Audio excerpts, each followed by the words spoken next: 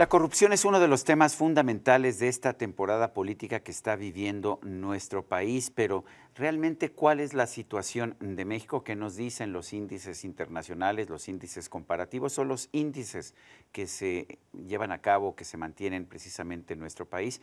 Vamos a conversar sobre este tema con Eduardo Bojorquez, él es el director de Transparencia Mexicana. Eduardo, ¿cómo estás? Muy buenos días, gracias por estar con nosotros. Gracias, Sergio. Sí, Eduardo, la gran pregunta es, ¿somos más corruptos? Porque la gente está muy molesta con la corrupción, lo estamos viendo como uno de los temas fundamentales de la campaña, pero hay quien dice, no es que seamos más corruptos, es que estamos viendo más casos contra la corrupción, estamos viendo más gobernadores que son encarcelados, antes no había ninguno.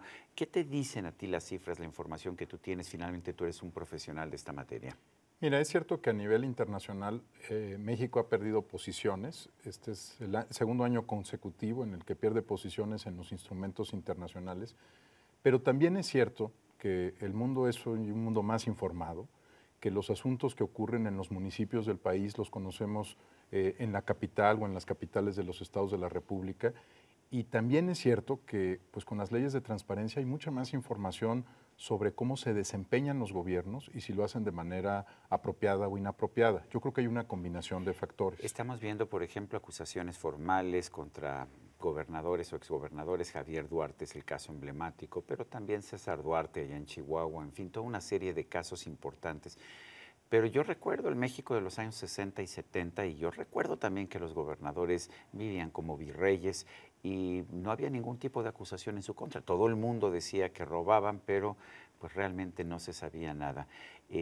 ¿O son mucho más corruptos los gobernadores de hoy que esos gobernadores de los años 60 y 70? Probablemente en el estilo y en la conducta no, pero el país es mucho más grande y nuestra economía es mucho más rica, ¿no? Lo que se ha pasado en los últimos 30 años es que los presupuestos, por ejemplo, se han descentralizado y se han enviado a los gobiernos estatales y municipales.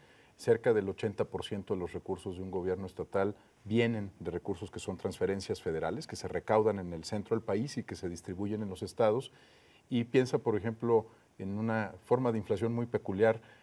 Probablemente hace algunos años hablábamos del diezmo, ¿no? Del 10% de los contratos como pues con un pago irregular al gobernador forma de obtener el contrato, para obtener el contrato. Y hoy se habla de que estamos cerca del 30% del valor de los contratos. Hay anécdotas muchas y muy variadas. Hay alcaldes que no entienden, por ejemplo, que están tratando con una empresa global transnacional en una inversión de $900 millones y dicen, no, pues mi cuota es el 30%. Bueno, el 30% de $900 millones son $300 millones. Ni siquiera han guardado proporción de la riqueza que se están enfrentando como país. Y creo que lo que sí es un hecho, digamos, a lo mejor la moral y la ética no es diferente, su conducta es muy parecida, pero lo que sí han hecho es comprometer asuntos que hoy, por nuestro marco jurídico, por nuestra conexión con el mundo, incluso por nuestra propia pues, grado de transformación institucional, son mucho más graves. Pongo algún ejemplo. Las compras de medicamentos, antes pues podríamos decir, pues era un asunto del gobierno, ¿no? La gente no se preguntaba si había compras consolidadas, si compraban bien, si había sobreprecios, pero hoy sabemos que la compra de medicamentos es un tema que afecta directamente no solo la calidad de vida, sino el ejercicio de los derechos humanos que consagra el artículo 1 de la Constitución. Estos temas hace 30, 40 años no hubieran sido debate, ¿no? Eran asuntos reservados a un pequeño grupo muy ilustrado, bien informado, que conocía estas materias, pero hoy son ya objeto de la discusión de la opinión pública y sobre todo hay quien está empezando a ver pues, que la corrupción ya no solamente es que se echó a perder el gobernador, sino que nos están echando a perder la vida a todos en términos de desarrollo, crecimiento económico, inversión y otros temas. Por otra parte, esto se ha convertido en una especie de retahíla política. Ricardo Anaya hace campaña diciendo voy a sacar al PRI corrupto de Los Pinos, nunca pone el término PRI sin estar acompañado de corrupto. El PRI le revira y le dice, tú no tienes un patrimonio adecuado, explicado. Por otra parte, Andrés Manuel López Obrador dice, todos roban y todos quieren seguir robando, los únicos honestos somos nosotros, pero además todo se resuelve si el presidente no roba, entonces todos dejan de robar. Es tan fácil que tengamos un sistema más limpio y son reales todas estas acusaciones que estamos escuchando. Mira, yo creo que parte del calor de los procesos electorales, todos los candidatos y todos los partidos no tienden a descalificar a sus adversarios, y sabiendo en las encuestas más recientes del INEGI que el tema de corrupción y el de inseguridad son las dos preocupaciones más sentidas de la población, es inevitable que se conviertan en monedas de cambio dentro del proceso electoral y en acusaciones cruzadas. México no es el único país que está enfrentando esto, lo está viviendo Brasil, lo vive Guatemala, Hungría, Ucrania, en fin, es la política es un tema internacional. Y la corrupción están profundamente vinculadas porque hay mucha corrupción, digamos, si no, no sería un tema de la preocupación de la opinión pública y del electorado. Lo que rescato sobre todo tu comentario, y creo que es un tema central pues de cara a los debates, de cara a la parte de hacer gobierno, es que no es un tema tan sencillo y no se resuelve con frases célebres. Esto, la verdad es que ya lo tenemos muy claro quienes nos dedicamos a estudiar esto en México y en otros países. Se trata de diseñar buenas políticas públicas, muchas de ellas aburridas, poco atractivas a la opinión pública, técnicas, que no se ven, no son vistosas, no pasan por las detenciones espectaculares, pasan por arreglar los sistemas de compras gubernamentales, pasan por temas normativos que a la opinión pública no necesariamente le resultan interesantes, como el registro público de la propiedad, los temas notariales, cómo funcionan los notarios, si funcionan bien o no, si se crean empresas fantasma, en fin, un conjunto de acciones que no son célebres y, como dicen los expertos en comunicación, no caben en un soundbite ni en un tweet, ¿no? Es un tema complejo y requiere una aproximación, digamos, seria y decidida, pero seria sobre todo. En este sentido, el Sistema Nacional Anticorrupción, que fue creado hace relativamente poco tiempo, que está empezando a andar, no fue motivo de primeras planas, pero ¿funciona o no funciona? ¿Cómo va? ¿Está funcionando? Sé que todavía no hay un fiscal anticorrupción, también me dicen que no es esencial para el sistema, pero ¿cómo lo estás viendo tú? El sistema lo que reconoce, o la creación del sistema lo que reconoce, es que el paradigma anterior con el que veníamos atendiendo este problema ya no funcionaba.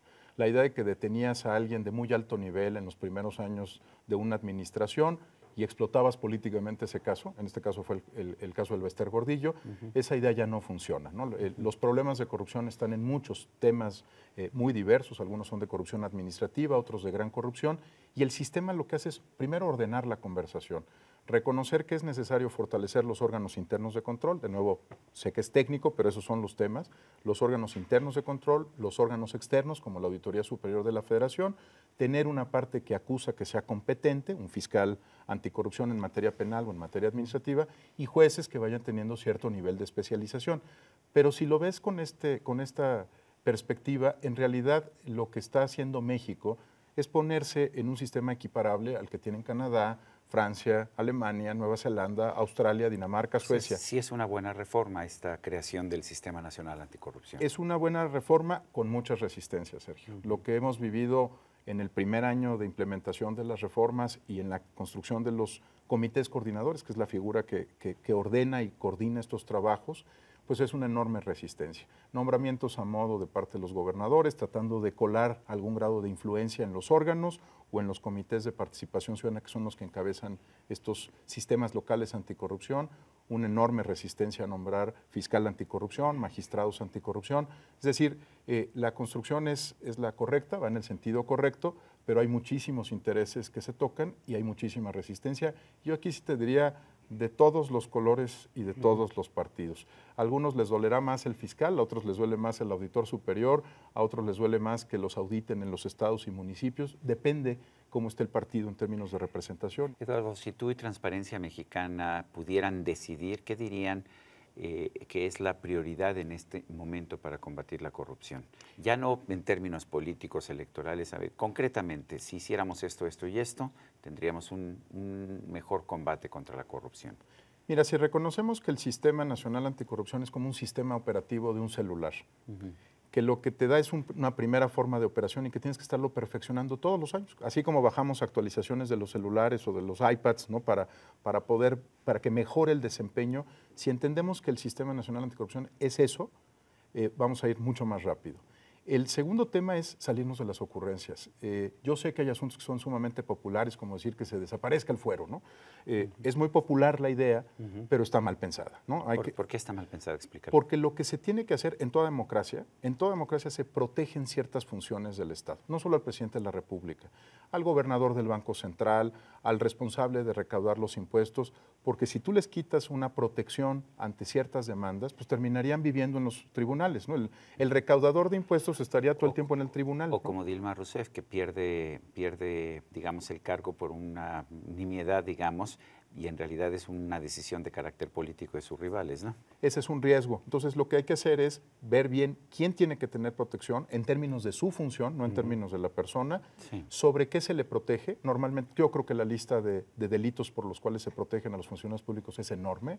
Se puede hacer una muy buena criba y reducir el número, pero lo que ilustro con el tema del fuero, de retirar el fuero, es que son estas medidas increíblemente populares, pero inefectivas realmente en términos del combate a la corrupción. Yo te diría, consolidar el sistema, tener una fiscalía independiente. Lo que nos distingue de América Latina, Sergio, es que ellos sí tienen fiscalías independientes. Pero ya está la estructura de la fiscalía independiente, ¿no? La primera parte, pero digamos, recuerda que la fiscalía viene del Pacto por México y entonces hubo muchas concesiones políticas que no la hacen completamente independiente. La hacen constitucionalmente autónoma, pero no independiente realmente de ciertos poderes e intereses. ¿Qué habría que cambiarle? Mira, por ejemplo, ¿quién supervisa el trabajo de la Fiscalía? ¿No? Sí tiene que haber un trabajo de supervisión, no estoy hablando, digamos, de control, sino de supervisión técnica.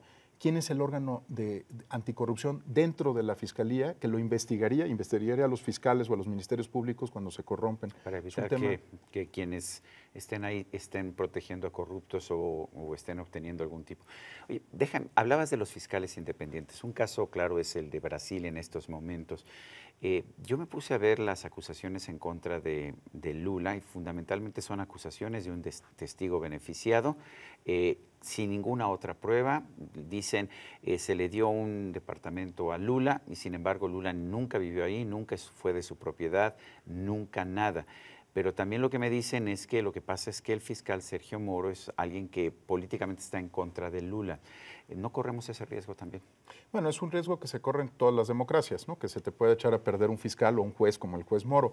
Lo que me queda claro es que si no tienen la independencia necesaria, el otro riesgo es más grande, y es que no pase nada, que nos llenemos de impunidad, Sergio.